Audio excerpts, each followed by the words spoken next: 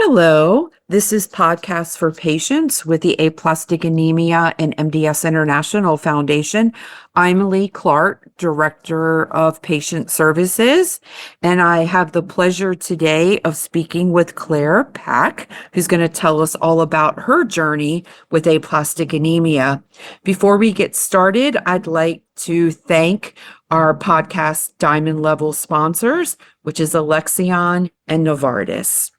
And also thank the wonderful patients, families, and their caregivers who, without their support, our podcast series would not be possible as well. Hi, Claire. Welcome. So nice of you to join us. Hi. So, Claire, tell me about yourself.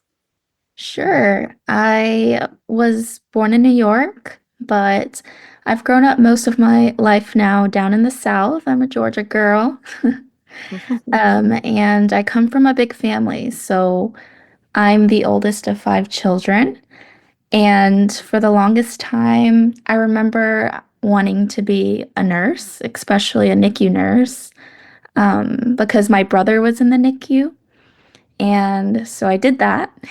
But I feel like I've had a full circle moment now because he saved my life and was able to give me his bone marrow. Tell me, what was life like before your diagnosis of aplastic anemia? Oh, yeah. It was busy. It was really busy, exciting, and a little bit nomadic, I would say. I was travel nursing before this, so I hopped around a little bit, went up north to New Jersey, was in Texas, and then most recently in Washington. And I was wrapping up my travel assignment there and getting ready to come back to Georgia and settle down. I had gotten a permanent job in a different nursing specialty I was excited about, and I was planning on getting married, but then ended up getting sick. But yeah, there was just a lot of exciting things happening and, just was in my mid-20s, so had a lot going on, just moving around. Living your life. Yeah, Yeah. basically. Yeah. How did the diagnosis of aplastic anemia happen? I think the 3 weeks leading up to the diagnosis were the most symptomatic. So I drove cross country for 5 days, and arrived back home for Christmas Eve. And as soon as I had arrived, I just felt this audible pulsing right behind my right ear. And I was super tired, but I didn't think anything of it because I just had a week-long drive. And, I think family members were saying, "Oh, you look pale," but kind of brushed that off too. I just thought I needed to go, rest for the rest of the week or like through the holidays.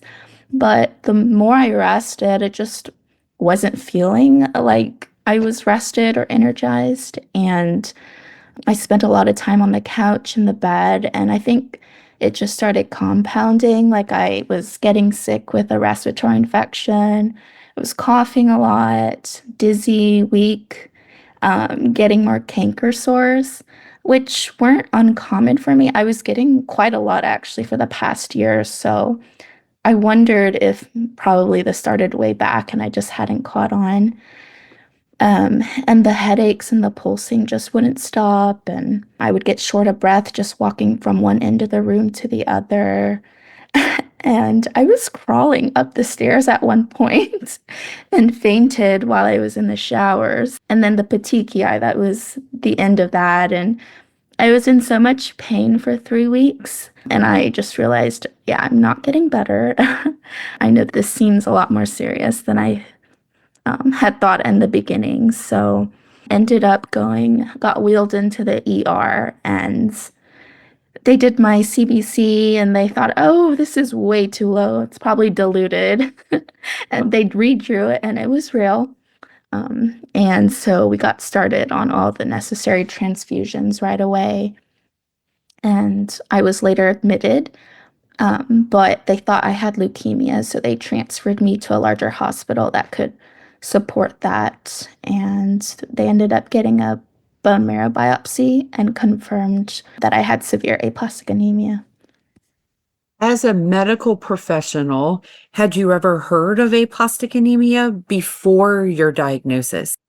So I work with premature and critically ill neonates in the NICU, so it wasn't a diagnosis that I'd seen or heard of. And it is a pretty rare disease, so it's not something I've also heard in nursing school or, at work with other friends who work in different units of the hospital. So it was actually all new for me too. What treatment options did your medical team discuss with you? It was actually just one. He wanted to move forward with a fresh marrow harvest because I had four other siblings that were willing to get tested. And I had three full matches out of the four. And on top of that, my physician actually said that the most ideal donor candidate for me would be someone who is male and in their mid 20s. And two of the three matches were exactly that. So we moved forward with that. And we did, of course, ATG, some chemotherapy before the transplant. And tell me about your transplant process. Sure. Well, first, after we have a match, the donor and we both get tested.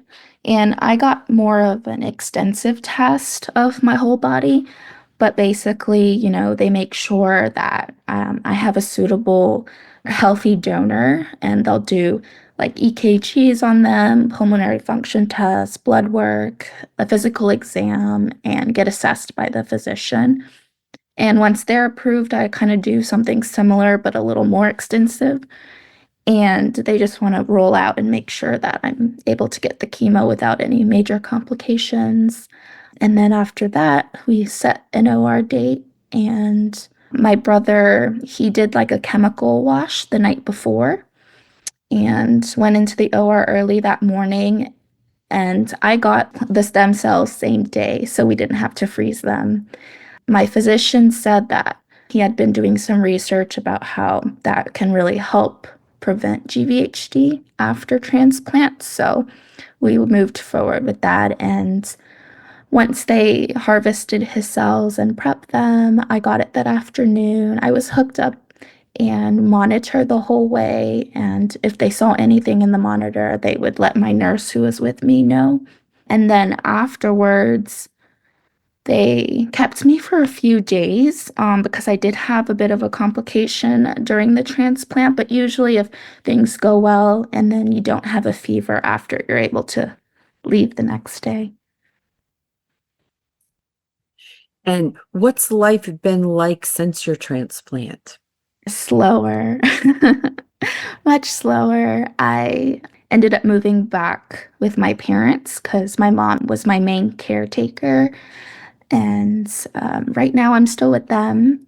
But let's see, it's been 11 months post transplant, and I feel so much better.